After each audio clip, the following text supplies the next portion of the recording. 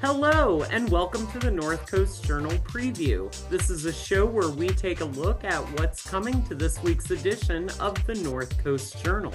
I am your host, Tanya Shrum, and we are joined by North Coast Journal's news editor, Thad Greenson, back from injury, and our arts and features editor, Jennifer Fumiko Cahill. Welcome to you both. Hey, Tanya. How is everybody doing? Just glad to have Thad back, bringing order to this chaos. Exactly. We got to have our Thad to anchor the ship. If that's the case, we are lost at sea. Well, we're going to start off this week for the cover story with Jennifer filling us in on the summer fun coming soon. Every year around April, panicked parents start sending emails and asking me like, oh, it's nice to see you. When is the summer of fun coming out? When do we get the camp listings?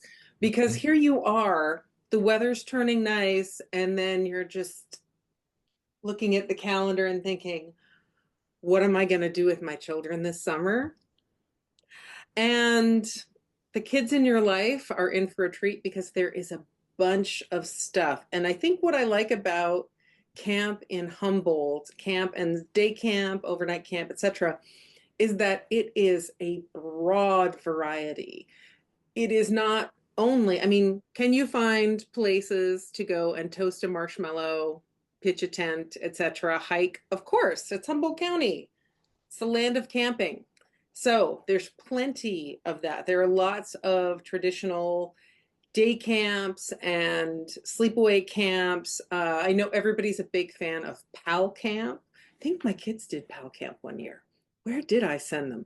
There's the North Star Quest Camp for Girls Plus, which is, I just hear wonderful things about it. Campfire, swimming, art, etc., etc. That's a real camper experience. Redwood Day Camp, Lost Coast Camp, all those things are there for you to do your outdoor thing, collect some bugs, etc. But there's also those little quirky, fun Humboldt camps that to me are very much about our area and the diversity of interests that we see in our community. Among them, and this is so very Humboldt Drum Camp. In August, you can head over to the Humboldt Unitarian Universalist Fellowship, and that's in Bayside, and you can do drum camp.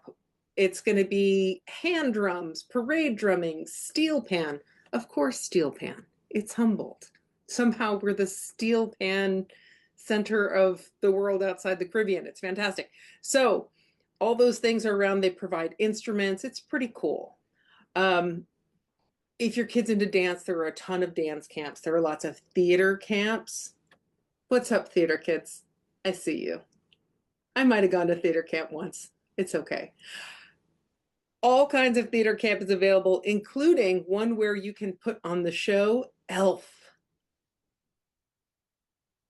Smiling is my favorite. That's going to be a lot of fun. Right? Elf camp. Come on. You can't get enough of Christmas? Do Christmas all summer. There's an Annie one. There's the Kidco Musical Theater Summer Camp is like general. They end with performances. There's like I said, the Annie Kids Camp. There's another one. Oh, Shrek Kids. You can do a Shrek Kids Camp. It's fantastic.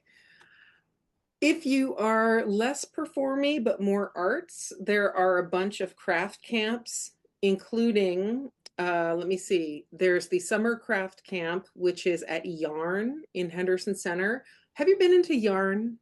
I have not been into Yarn. It's ridiculous how often I've been into Yarn since I don't knit. But it's so cool in there. It's so crafty and they have cool cards and stuff and locally made things. Anyway, they will put your little knitters and crocheters to work all summer. If you go to Notion Sewing Shop in Eureka, they have a course that is for needle felting and hand sewing. Needle That's, felting, you know what that means? I do not. I'm like, I know how to hand sew, but You know, when you see those little animals that are made of like felt pressed together and they're so soft and fuzzy looking, but they're sort of firm and made of wool. That is needle felting, and it's so cool.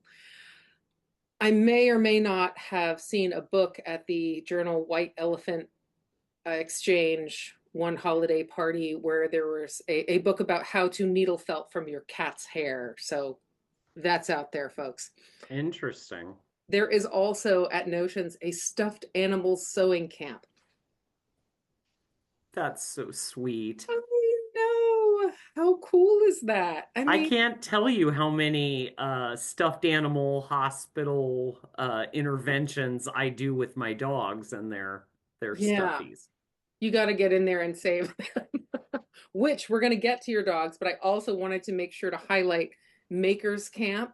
So the Jefferson Community Center, and also you should know that Baker's Apron, Reduce, Reuse, Recycle has a bunch of camps, etc. But this camp is over. Maker's Apron has a camp that's taking place at Jefferson Community Center that is Maker's Camp Robots versus Fairies. Of course it is. Create, collaborate, build, and play with creative use projects and engineering challenges. That sounds like the way to challenge your kid to get their energy out all summer long, right? Fairies versus robots. Let your imagination run wild from there. But back to the animal kingdom. I know little Tanya was out there thinking, what do I do with my summer? And I know that she would have loved summer zoo camp. That totally would have been right up my alley. I know. So this is going to include art stuff, little craft projects, physical movement stuff, multi-sensory exploration, and a hands-on learning experience for older explorers 8 to 10. The zoo crew offers 11 to 15-year-olds the opportunity to help care for the zoo's domestic and wild animals. I feel like at 5'3", I could sneak into that. I feel like I could. I'm gonna need to exfoliate pretty heavily, but I think I can sneak my way into that and go. I just want to snuggle the red panda. Is that so much to ask? Not to mention there is also Companion Animal Foundation has a wonderful kids animal camp that involves learning how to take care of animals. And if your kid is watching a lot of Doc McStuffins and thinking about becoming a vet, that's the one to check into. I Absolutely. know that would have been Our future veterinarians and technicians. so true, so true. And of course, we have a couple of classic outdoor ones. There's a skate camp if your kid is a skater. And, you know, we have this great skate park in Arcata. Why not? City of Arcata offers it. There's volleyball. Health Sport has a swim camp. This one interests me, the junior rowing camp or junior rowing clinics, which is the Humboldt Bay Rowing Association's uh, activity where they can teach you to row crew and hopefully draw you into their rowing web for later. They have a bunch of really great folks who will volunteer and teach you to row. Simona Carini is among them, by the way. She's a big rower. It's one of the best exercises ever. I was gonna Right? say And that's also known as tire my kid out camp. they come home exhausted. I know Also, next year we just need a giant child hamster wheel camp. I think if Humboldt has a defining camp that's been around for a zillion years, Moonstone Surf Camp is the one. Moonstone Beach Surf Camp is over on, of course, Moonstone Beach. And they teach not only how to surf, but surf etiquette and safety and junior lifeguard water safety, all that stuff, and ocean awareness, because you can't really surf if you're not going to be interested in protecting the waves. So, all that is there for you. Peruse it, wish you were a kid, figure out what to do with your kids this summer, and enjoy. I know I have to admit, I was looking at the dance camps and I was like, are any of them for adults too? No. I mean, If you want to show up and learn how to cha-cha. vastly inappropriate, but let's call and find out. Well, there's no end to the list, and I hope everybody peruses it and finds the right match for their little child at home that's ready to learn or do something exciting this summer. Right on. Can't go to the skywalk every day. Well, and with that, Jennifer, we are going to circle back to you for another fascinating piece. But first, we're going to shift to Thad, who's going to talk to us about the efforts of keeping the ocean healthy and where we're at on uh, one of those pieces of keeping the ocean and our coast healthy with a report from Kim Weir. Yeah, Tanya, unfortunately, not much good news here. But regular readers, listeners, viewers will recall that Kim has been reporting on the plight of the abalone, a plight of the red abalone specifically, for going on a decade now. And so we are moving into, I think, the 10th year of a pretty unprecedented fishery closure in California, where the red abalone fishery hasn't been entirely shut down since 2016. And this is, as Kim describes really, really well in this article, this is due to just kind of a perfect storm of factors that have just kind of upended the marine ecosystem here on the Pacific North Coast. And so we had a sea star wasting disease that killed off, I think, like 80% of the sunflower star population, which was the primary predator of the purple sea urchin. Um, so it caused this population explosion of the purple urchin, where then just we're left to just kind of maraud through the Pacific coastline and across the rocks and really feast on this limited supply of bull kelp, which really has forced abalone into a population crisis. About 75% of the population, red abalone population, had died off when this closure first went into effect, and there's just really no evidence that it's rebounding. Been able to find a couple of healthy pockets of abalone. Another challenge with the abalone population is that they really rely on population density to reproduce, just from their manner of reproduction. And so there's some push to allow a very limited fishery with like a single abalone take or something like that per fisher, but it seems like the Fish and Game Commission has decided that really a total closure is in order. So it's not a done deal yet. They have a couple more meetings with the final decision slated for December, but it seems like the commission is leaning very heavily to another 10-year closure. They had considered an indefinite closure, but decided to put a 10-year time limit on it, which would extend it through 2036 or into 2036. And be able to revisit if that is rebounding. Right, right. I mean, Which, I remember when the first closure occurred, they were talking that off the Mendo coast it was still okay, but it sounds like now it's never been great. So mhm. I think they're making the right move. I mean, it seems like it. There have been a number of kind of pilot projects to kind of physically replant bull kelp forests and things like that, and it just seems like none of them have really taken hold and caused kind of a notable difference. Ugh,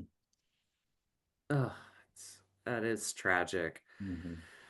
Um, Definitely, one of those driving forces of climate change affecting something as what you wouldn't think to be so significant as Hmm. kelp, and then the butterfly wing, affects all of the creatures that rely on it. Absolutely. And I'd really encourage everybody to check out Kim's coverage because I think that's something she illustrates really, really well. Is just kind of the domino effect of these things and how, yeah, how all these species are interrelated and interdependent. I agree. I learned so much about the starfish that are affected and different things that I didn't realize that they relied on each other in that way. Hmm. A tidbit that I took away from this one is a mature sunflower starfish can eat an entire purple urchin. Just wild. Right? I had no idea. And I also like it makes sense that you know, I was thinking there was a diminishment of starfish and this Mhm. confirmed that. Yeah. So yes, everybody should read the entire article. And with that, before we shift back over to Jennifer, Thad, you have some breaking news for us to report on. I do. I spent much of the morning over at the Humboldt County Courthouse where there was what was scheduled to be a placement hearing for Richard Stobaugh, who's a man who was deemed a sexually violent predator in 2012. It's a convicted serial rapist from the Eureka area. And the Department of State Hospitals, now that his petition for conditional release has been granted, is considering a residential placement for him in Manila. There's understandably a huge community outcry and concern about that placement and the suitability of it. There's supposed to be a hearing today to consider that placement and whether it was a situation that would allow for community safety as well as granting his conditional release. That decision was ultimately postponed until July. The Humboldt County District Attorney's Office raised some allegations that's Richard Stobaugh in 2018, while in Coalinga State Hospital, was found to be in possession of child pornography. They did not present any evidence to indicate that, but it's an allegation that's come up, and so Judge Caleb Cochran set an evidentiary hearing on that allegation for 2 weeks, so on May 21st. Where both attorneys on behalf of the state hospital and the district attorney's office will present evidence and witnesses to kind of probe that allegation and determine whether there is reason to believe he was in possession of child pornography, which, if that's the case, Judge Cochran indicated that would cause him to revisit his granting Mr. Sobaugh's conditional release. Definitely. And folks can still make their voices heard on this matter, correct? Yeah, people can still email their comments to the district attorney's office, which will provide them to the court and the Department of State Hospitals. And then there will be a limited chance for some folks to speak at the hearing in July. Judge Cochran indicated he would allow 2 hours of community input and limited that to 2 minutes per speaker. And there will be a preference given to Manila residents during that hearing. All right. Well, Thad, thank you for keeping us informed on this unfolding matter in Manila. So. And with that, we're going to pivot back to Jennifer, also discussing the happenings around the courthouse. Yeah, not going far, just across the street, in fact. For less heavy matters, however, you may have noticed that the Grind Cafe, which used to have a spot across from the courthouse and now has a spot inside the courthouse, has changed. It is now Witness Coffee Roasters. When first I saw it, I assumed, Wonderful name. I know, I first assumed it had something to do with the courthouse, right? Because we're right across the street. In fact, it does not. I'll get to that in a minute. So I went in and I got to chat with the owner, who is a fellow with so this is a long way around. He has a background in comedy, wine and comedy that led to coffee. It's a natural progression.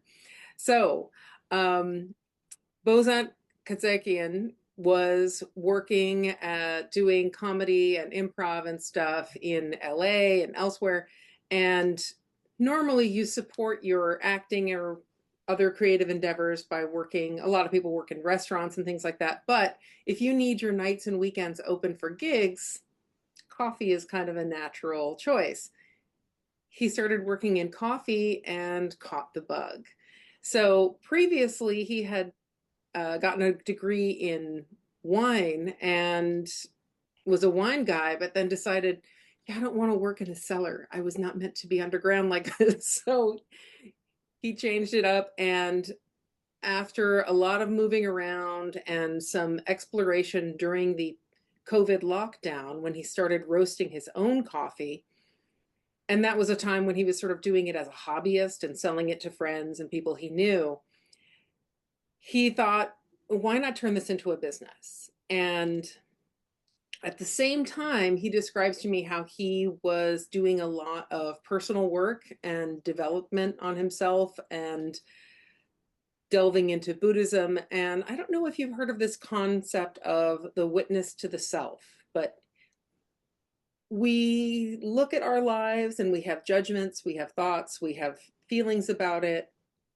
But the idea, as he described it to me, of being the witness to the self is to look dispassionately at events, at one's life, at one's situation, and go forward without judgment and learn. And as he put it, that's the best position from which to make change in yourself, to really look at things and not get caught up, but to make positive change in your life. And for him, coffee, as he put it, is kind of a chance to sit and reflect.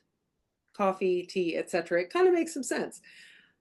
So he started Witness Coffee Roasters. And when they moved in across from the courthouse, that was like March 17th when they opened. And you may recall that March was a busy month over at the courthouse because that is when Saturday protests began. The national protests against the Trump administration really revved up around that time. And he was not really keeping track of when things were happening with the 5501 protests. But all of a sudden, all of these people were there. And for multiple Saturdays, people have been flooding the place. And it's been really interesting to see that as part of the growth because he's a very politically minded person. And it's been really interesting. But there's more in the story about what's good to eat over there, what's good to drink over there. And all of it is plant-based. Not that there are plant-based options, but it's all plant-based and really actually very lovely. So I encourage everybody who's been looking for that to check it out. Absolutely. And I'm really excited to try the tea drink that's featured in the article. Trees in the mist. Yes. And with that wraps up our time for this week. The current edition of the North Coast Journal is available on newsstands tomorrow. Or, of course, you can check it out online at northcoastjournal.com. I am Tanya Schrum. Thanks for staying with us, listening, and staying informed here in our North Coast community.